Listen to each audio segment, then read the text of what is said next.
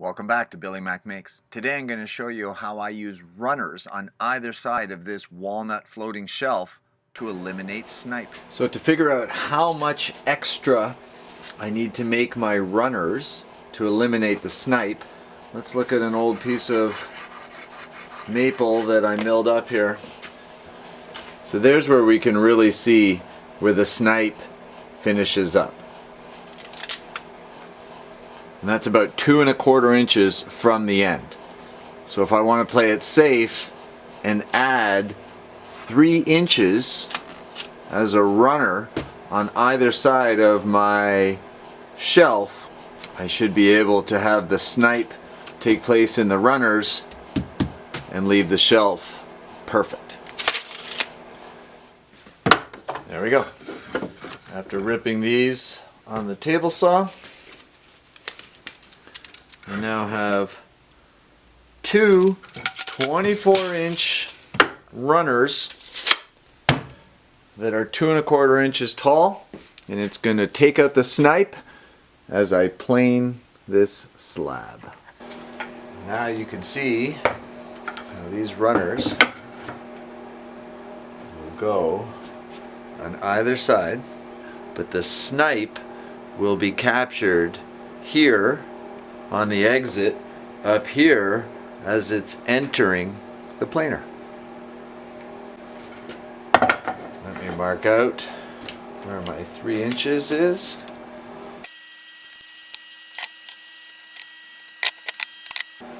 So if we remember, the snipe extends here about 2¼ inches. So all of this area should capture the snipe before it gets to the actual floating shelf. So here you can see I'm adding some really heavy duty double-sided tape that's going to really stick these runners on either side of the slab.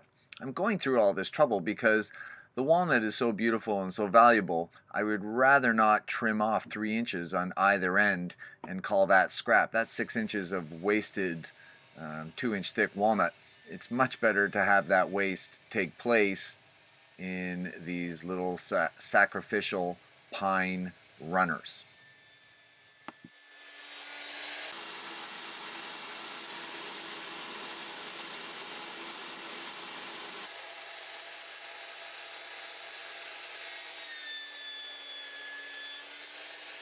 You can see, beautiful finish. Not even really picking up a lot of snipe. Maybe right there. Right there. So it was capturing the snipe before, and there's nothing on the board.